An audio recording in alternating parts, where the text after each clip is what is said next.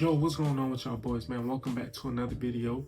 And in this one, I'm gonna just get straight into it. You know what I'm saying? Luke Dort has been traded to the Atlanta Hawks for 3 second-round picks, which I feel like is a major steal if you're the Atlanta Hawks. But on the Thunder side, I feel like, you know what I'm saying, are they ruining something great that they have going on? You know what I'm saying? Which is, you know, what could be a dynasty. You know what I'm saying? Are they ruining what could be a dynasty? You know, because not only did they trade Luke Dort, you know what I'm saying, who I feel like is a major key piece, you know what I'm saying, to what the Thunder, you know, are building. The fact that you can put him on any team's best player and just let him do his thing. You know what I'm saying? Let him go to work. You don't got to worry too much. Is he a defensive liability or not? You know what I'm saying? He's one of those players you could just throw on him and let him do his thing. But also not just Luke Dort, but you trade away Isaiah Joe. You know what I'm saying? A consistent role player where you know he's going to come in. You know what I'm saying? A consistent, you know, 3-point shooter. Also, Aaron Wiggins. You know what I'm saying? Let him walk. And also Aaron Wiggins, also another, you know, consistent 3-point shooter, 3-and-D type of player, and it really got me thinking that, you know what I'm saying, I do think that the Thunder are ruining something that they have good going on, which is building what could be a dynasty. Because those 3 players, you know, they add something to the team that every team doesn't have, very few teams have, which is depth. You know what I'm saying? That depth that you can go 9-man, 10-man, even the 11th man deep, you know what I'm saying, and there not be a major drop-off, you know what I'm saying, where you could put them in at any time during the game, switch your lineups either way, and, you know what I'm saying, you can still maintain a level of consistency, you know what I'm saying, to where now you don't have to play Shea every minute of every game, or you don't have to stick to a certain lineup to be successful, you know what I'm saying, and trading away 3 key role players, you know what I'm saying, it definitely has me wondering, are the Thunder ruining something that they have great going on?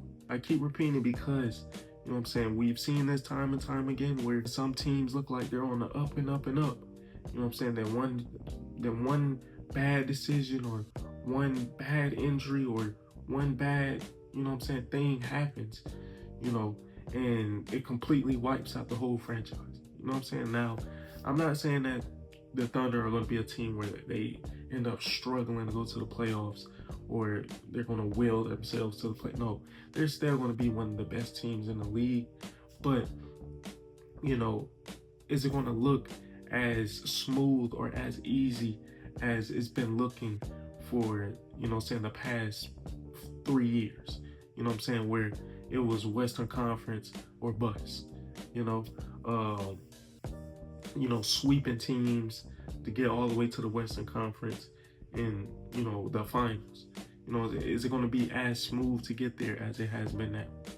You know, because given that those 3 names are not like household names, I feel like they hold such a specific role and provide something so, you know, consistent, so specific to the fact of where, you know, their impact goes beyond the stat sheet.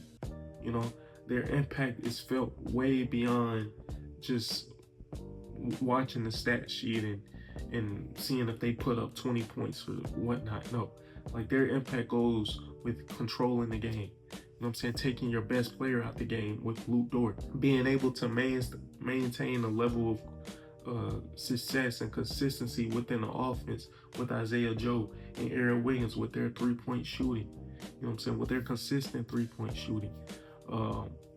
And the fact that, you know, the Thunder have the ability to be able to, you know, interchange their lineups, maybe put somebody like Aaron Wiggins at the 2 or 3, maybe put somebody like Isaiah Joe at the 2 or 3, and, you know what I'm saying, take some of the pressure off of everybody else around them. You know what I'm saying? Just make little changes within the lineup, but still able to continue to sustain the level of success, you know, and trading away 3, you know what I'm saying, not just 1, but 3, you know what I'm saying, of those players, you know what I'm saying, it definitely can hurt a team, you know what I'm saying, and I'm not saying that they're going to be one of the worst, but I do see a drop off with the Thunder, you know, with the consistent play that they've been playing over the last 3 years. And you know what I'm saying, Shea still gonna do his Shea things.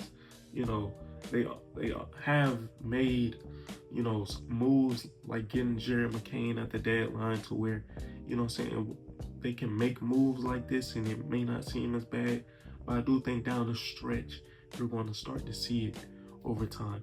And I understand why they will make a move like this is because, you know, you can't pay everybody.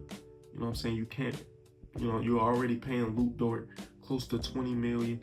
You're already paying Shea, you know what I'm saying, superstar money. You already, you know, gave him the max. You're, you know, you're paying Chet. You're paying Hartenstein. Like, it's a whole bunch of money on the books. You're paying Alex Caruso. You know what I'm saying? I can go on and on and on about who they're paying and who's coming up, you know, for their contract to get paid. So you can't pay everybody, so you're gonna have to make some moves to get some leeway. But I do think, you know what I'm saying, Luke Dort should have been one of those players where it was like, you know what I'm saying, we shouldn't, you know, hurry and get him off the books. You know what I'm saying? Because the fact that they traded him for 3 second-round picks, I feel like that was kind of a definitely, you know, a low ball to what he can bring to a team. Because he's really a defensive stopper. You know what I'm saying? Can guard 1 through 3, you know what I'm saying? Maybe the 4, maybe the 5 at times. You know what I'm saying? But he can definitely guard your team's best player consistently. You know what I'm saying? And like I said, he's one of those players you can throw him on anybody and just let him go to work. You don't have to worry about switching. You don't have to worry about rotating and messing up the rhythm of the defense. You don't have to worry about none of that. You can literally put him one-on-one with any player and he can make it hard for him. These may seem like 3 small trades, but I think later down the line, people are going to start to see the impact of these trades. You know what I'm saying? Because not only, you know what I'm saying, did they send them away for little to nothing, you know what I'm saying, in my eyes, but you also sent them to great situations, you know what I'm saying, to where now they're able to open up their game. You know what I'm saying? You sent Isaiah Joe to Detroit, you know what I'm saying, which Detroit, that's what they need. You know what I'm saying? So now he's able, you basically put him in a bigger role. Even somebody like Aaron Wiggins and Luke Dort for the Atlanta Hawks, you basically, you know what I'm saying, it's another one of those situations you help them as a player, you know what I'm saying, and later down the line you may regret it, you know, because you pair him with Dyson Daniels, who's also, you know, all defensive type of player, defensive player of the year. You know what I'm saying? Those are players that you can't replace. And Luke Dort is one of those players where I feel like you can't replace. What he brings is something that every player can't provide. I think for all 2 teams that's involved in which they sent these players to, I think they've gotten better without question. And I do think this raises a question of, is OKC actively ruining something that they had building? You know what I'm saying? Like I said, because now they can't even go 10, 11 man deep. You know what I'm saying? Or it seems like they can't go 10, 11 man deep no more because you traded 3 key players. You know what I'm saying? That made you be able to do that, especially when it comes to playoff time. You know, where, you know, being able to go 9, 10 man, 11 deep is basically the best possible advantage you can have. You know what I'm saying? Because now you can give your star players rest.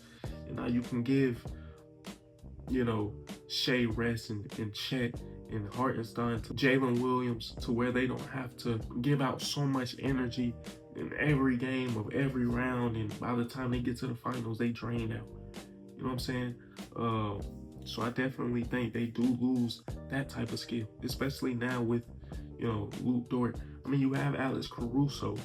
You know what I'm saying? But what made Alex Caruso so valuable to that team was the fact that, you know what I'm saying, you had Luke Dort, you had Alex Caruso, and you didn't have to put him in the starting lineup. You can have him coming off the bench and have his all defensive, you know, ability and, you know what I'm saying, his playmaking ability and his ability to cause chaos.